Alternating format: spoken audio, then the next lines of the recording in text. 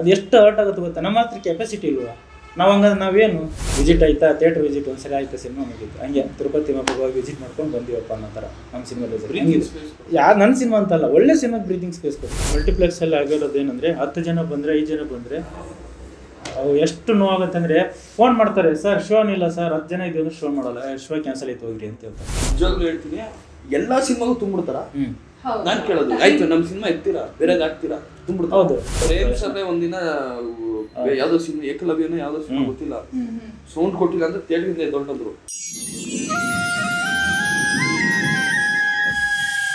ಇಲ್ಲಿ ನಮ್ಮಲ್ಲಿ ನಮಗೆ ಅವ್ರು ಬೇರೆ ಆಡಿಯನ್ಸ್ ಅಂತ, ನಮ್ಮಲ್ಲಿ ನಮ್ಮ ಇಂಡಸ್ಟ್ರಿ ಅವರೇ ನಮ್ಮ ಜೊತೆಗಿರೋ ಎಷ್ಟು.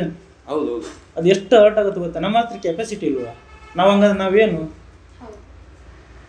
ಈಗ ಯಾರೊಬ್ಬ ಒಂದು ತಮಿಳು ಸಿನಿಮಾ ಹಂಗೆ ಮಾಡ್ತಾರೆ, ತೆಲುಗು ಸಿನಿಮಾ ಹಿಂಗೆ ಮಾಡ್ತಾರೆ, ಕನ್ನಡ ಮಾಡಿದೀವಿ ಬನ್ನಿ ನೋಡಿ, ಅದೇ ಮಾಡ್ದಾಗ ಪ್ರೋತ್ಸಾಹ ಕೊಟ್ರೆ ಇಂಥದ್ದು 1000 ಕಥೆಗಳು ಬಂದೇ ಬರ್ತವೆ. ಆಮೇಲೆ ಇವಾಗ ಹೆಂಗಾಗಿದೆ ಥಿಯೇಟರ್ ಸೆಟಪ್ ಅಂದ್ರೆ ಈಗ ತಿರುಪತಿ ದಿಮಕ್ಕೂ ಹೋಗಿರ್ತೀವಿ, ದರ್ಶನ ಮಾಡಿ ನಡಿ ಥಿಯೇಟರ್ ಒಂದು ರೌಂಡ್ ರಿಲೀಸ್ ಆಯ್ತಾ ಶುಕ್ರವಾರ, ಶುಕ್ರವಾರ ರಿಲೀಸ್ ಆಯ್ತಾ ಅಷ್ಟೇ, ನಮ್ಮ ಫ್ರೆಂಡ್ಸು ನಮ್ಮ ಫ್ಯಾಮಿಲಿಗೆ ಅವ್ರೆಲ್ಲರೂ ಹೇಳ್ಕೊಂಡು ಸಿನಿಮಾ ರಿಲೀಸ್ ಆಯ್ತು ಅಷ್ಟೇ. ನೆಕ್ಸ್ಟ್ ಅವ್ರು ಸಿನಿಮಾ ನೋಡೋಕೆ ಹೋದ್ರೆ ಇರಲ್ಲ. ವಿಸಿಟ್ ಆಯ್ತಾ, ಥಿಯೇಟರ್ ವಿಸಿಟ್ ಒಂದ್ಸರಿ ಆಯ್ತಾ, ಸಿನಿಮಾ ಮುಗಿತು, ಹಂಗೆ ತಿರುಪತಿ ಮಕ್ಕಳು ಹೋಗಿ ವಿಸಿಟ್ ಮಾಡ್ಕೊಂಡು ಬಂದಿವಪ್ಪ ಅನ್ನೋ ಥರ ನಮ್ಮ ಸಿನಿಮಾ ರಿಲೀಸ್. ನನ್ನ ಸಿನಿಮಾ ಅಂತಲ್ಲ, ಒಳ್ಳೆ ಸಿನಿಮಾಗೆ ಬ್ರೀತಿಂಗ್ ಸ್ಪೇಸ್ ಕೊಡಿ. ಈ ಮಲ್ಟಿಪ್ಲೆಕ್ಸ್ ಆಯ್ತು. ನಾವು ಲಾಸ್ಟ್ ಟೈಮ್ ಒಂದು ನನ್ನ ಜೊತೆಗೆ ಒಂದು ಸಿನಿಮಾ ಬಂತು, ಹೆಸರು ಬೇಡ ಸಿನಿಮಾದು, ತೆಲುಗು ಸಿನಿಮಾ. 5 ಶೋ ಕೊಟ್ಟಿದ್ದಾರೆ ಅವ್ರಿಗೆ, ನನಗೆ 1 ಶೋ ಕೊಟ್ಟಿದ್ದಾರೆ. ಅದು ಯಾವಾಗ ಶೋ ಕೊಟ್ಟಿದ್ದಾರೆ ನನಗೆ ಅಂದರೆ 10-20 ಕೊಟ್ಟವ್ರೆ ನೈಟು. 10-20 ಯಾರಾದ್ರು ಬರ್ತಾರಾ? ಫ್ಯಾಮಿಲಿಯವರು ಬರ್ತಾರ, ಯಾರಾಗಲಿ ಅಫಿಷಿಯಲ್ಸ್ ಆಗಿರಲಿ. ಈ ಮಲ್ಟಿಪ್ಲೆಕ್ಸ್ ಬರೋದೇ ಯಾವ ಥರ A centre, A category officials.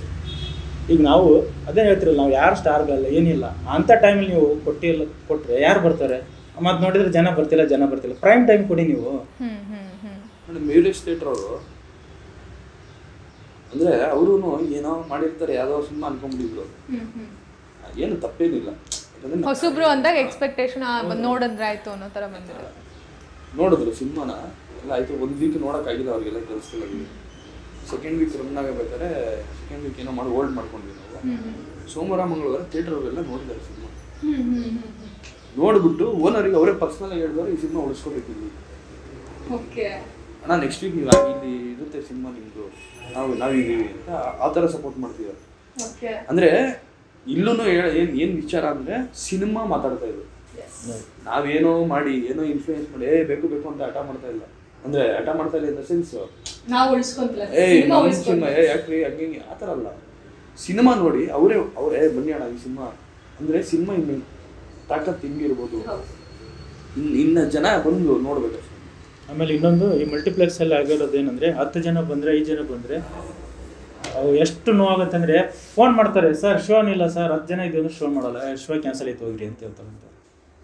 ನಮ್ಮ ದೊಡ್ಡ ಕಾರ್ಪೊರೇಟ್ ಮೇಡಮ್ ಅದು, ಆ ಮಲ್ಟಿಪ್ಲೆಕ್ಸ್ ಎಲ್ಲಿ ನಮ್ಮ ನೋವುಗಳನ್ನ ಹೇಳ್ಕೋಬೇಕು, ಯಾರ ಹತ್ರ ಹೇಳ್ಕೋಬೇಕು. ನಿಜವಾಗ್ಲೂ ಹೇಳ್ತೀನಿ, ಎಲ್ಲ ಸಿನಿಮಾಗೂ ತುಂಬಿಡ್ತಾರ.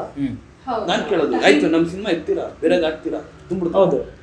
ಹೌದು, ಬೇಕು, ಟೈಮ್ ತುಂಬಾ ಬೇಕಾಗುತ್ತೆ. ಯಾವುದೇ ಸಿನಿಮಾಗಳು ಬಂದರೂ ಬೇಕು. ಯಾರು ನಮ್ಮ ಸ್ಟಾರ್ಸ್ಗಳದು ಓಪನಿಂಗ್ ತಗೊಳುತ್ತೆ, ಯಾಕಂದ್ರೆ ಅವ್ರು ಇದು ಕೊಟ್ಕೊಂಡು ಮುಂದಿರ್ತಾರೆ, ನಮ್ಮ ಬಾಸ್ ನಮ್ಮ ಅಣ್ಣ ಅಂತ ಬರ್ತಾರೆ.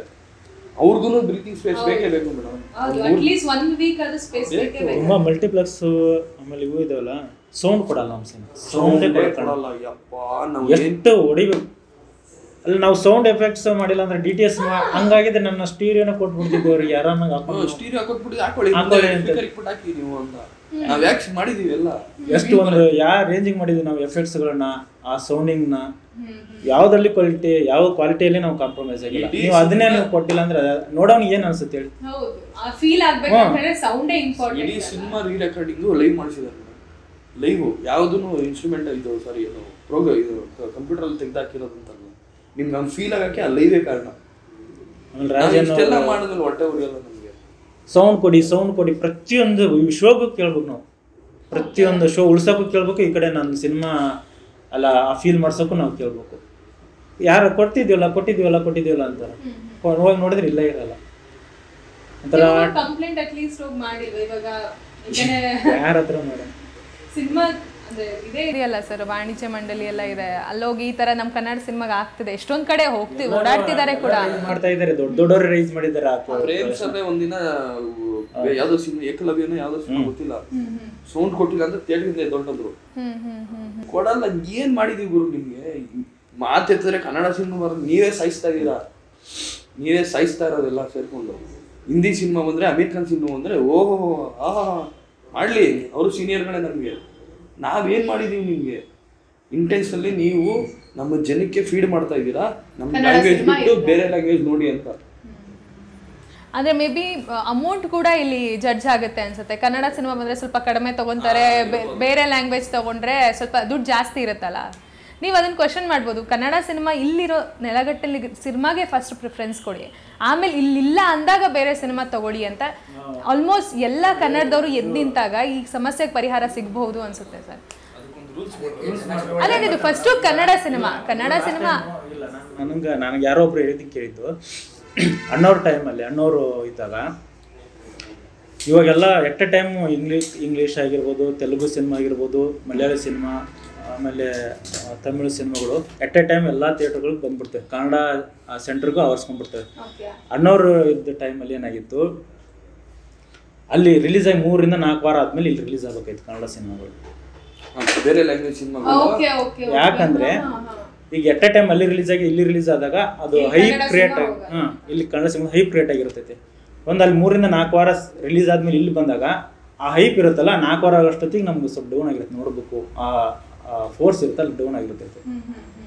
ಅಲ್ಲಿಂದ ಇಲ್ಲಿಗೆ ಬಂದಾಗ ಅಷ್ಟೊಂದು ನಮ್ಗೆ ಸಿಗಲ್ಲ, ಇದು ನಮ್ಗೆ ಎಫೆಕ್ಟ್ ಬೀಳಲ್ಲ. ಇನ್ನೊಂದು ಅಲ್ಲಿ ಅವಾಗ ಮಾಡ್ಕೊಂಡಿರೋದಂದ್ರೆ ಇದು ತಮಿಳು ಸೆಂಟರ್ಗಳು, ಇವು ತೆಲುಗು ಸೆಂಟರ್, ಆ ಸೆಂಟ್ರಲ್ಲಿ ಮಾತ್ರ ಸಿನಿಮಾಗಳು ರಿಲೀಸ್ ಆಗ್ತಿತ್ತು. ಇವಾಗ ಏನಾಗ್ತಿದೆ ನಮ್ದು ಬಂದ್ರೆ ಎಲ್ಲ ತೆಲುಗು ತಮಿಳು ಎಲ್ಲ ಸೆಂಟರ್, ಕನ್ನಡ ಎಲ್ಲ ಕಡೆ ಮುಗ್ತವ್ರೆ. ನಮ್ಮ ಸಿನಿಮಾ ತಗೊಂಡೋಗಿ ಬಿಡಿ, ನಮ್ಮ ಸಿನಿಮಾಗಳು ದೊಡ್ಡ ದೊಡ್ಡ ಸ್ಟಾರ್ಗಳು ಸಿನಿಮಾಗಳು ಹೋಗಿದಾವೆ, ಎಷ್ಟು ಹೋಗಳು ಕೊಟ್ಟಿದ್ದಾರೆ, ಅವ್ರು ಅಷ್ಟು ಒಕ್ಕಟ್ಟಾಗಿದ್ದಾರೆ. ಡಿಸ್ಟ್ರಿಬ್ಯೂಷನ್ ಇಂದ ಹಿಡಿದು ಪ್ರೊಡ್ಯೂಸರ್ ಇಂದ ಹಿಡಿದು ಎಲ್ಲ ಡಿಪೆಂಡ್ಗಳು ಅಷ್ಟು ಒಕ್ಕಟ್ಟಾಗಿದ್ದಾರೆ. ಅದು ನಮ್ಮಲ್ಲಿ ಒಕ್ಕಟ್ಟಿಲ್ಲ ಅಂತಲ್ಲ, ಬಟ್ ಹೋರಾಡಬೇಕು. ಒಂದು ಸ್ಟ್ರಾಂಗ್ ಏನೋ ಒಂದು ಸೆಟ್ ಆಫ್ ರೂಲ್ಸ್ ಬೇಕು. ಆ ಥರ ರೂಲ್ಸ್ ಮಾಡಿ ಯಾಕಾಗಲ್ಲ ಹೇಳಿ? ಫಸ್ಟ್ ಹೇಳಿಲ್ಲ ಸರ್, ಬರೀ ಫಸ್ಟ್ ಕನ್ನಡ ಸಿನಿಮಾಗೆ ಪ್ರಿಫರೆನ್ಸ್ ಕೊಟ್ಟು ಆಮೇಲೆ ಬೇಕಾದ್ರೆ ಕೊಡಿ, ಬೇರೆಯವ್ರಿಗೆ ಬೇಡ, ಅವ್ರದ್ದು ಬೇಡ ಅಂತ ಹೇಳಲ್ಲ, ಫಸ್ಟ್ ಕನ್ನಡಕ್ಕೆ ಕೊಟ್ಟು ಆಮೇಲೆ ನಂತರ ಬೇರೆ ಕೊಡಿ. ನಾವು ಯಾವ ಸಿನಿಮಾನು ನಾವು ಇದು ಮಾಡಲ್ಲ, ಯಾರಿಗೂ ಅಲ್ಲ, ಸಿನಿಮಾ ಫಸ್ಟ್ ನೋಡಿ, ಇಷ್ಟ ಆಗುತ್ತಾ ಕಂಟಿನ್ಯೂ ಮಾಡಿ, ಇಲ್ವಾ ಅವಾಗ ಸ್ಟಾಪ್ ಮಾಡಿ, ಅವಾಗ ಎಲ್ಲರ ಕಡೆಯಿಂದನೂ ಜೆನ್ಯೂನ್ ರೀಸನ್ ಅಂತ ಆಗುತ್ತೆ. ಬಟ್ ಸಿನಿಮಾ ಚೆನ್ನಾಗಿದ್ದು ಓಡಲಿಲ್ಲ ಅಂದಾಗ ಈ ಕಡೆ ಆರ್ಟಿಸ್ಟ್ಗಳಿಗೂ ಬೇಜಾರು, ನಿರ್ಮಾಪಕರಿಗೂ ಬೇಜಾರು, ಈ ನಿರ್ದೇಶಕರಿಗೆ ನೀನು ಯಾವ ರೀತಿ ಕತೆ ತೆಗಿಲಿ ಅನ್ನೋ ರೀತಿ ಕ್ವಶನ್. ಒಬ್ಬರು ಮಾಲ್ನಿಂದ ಫೋನ್ ಇತ್ತು, ನಂದು ಟೈಮಿಂಗ್ ಅದೇ ಪ್ರೈಮ್ ಟೈಮ್ ನಾನು ಕೊಡಿ, ನಾನು ಅವರು ಡಿಸ್ಟ್ರಿಬ್ಯೂಟರ್ಗೆ ಹೇಳ್ತಿದ್ದೆ, ಡಿಸ್ಟ್ರಿಬ್ಯೂಟರ್ ಕಾನ್ಫರೆನ್ಸ್ ಹಾಕಿದ್ರು.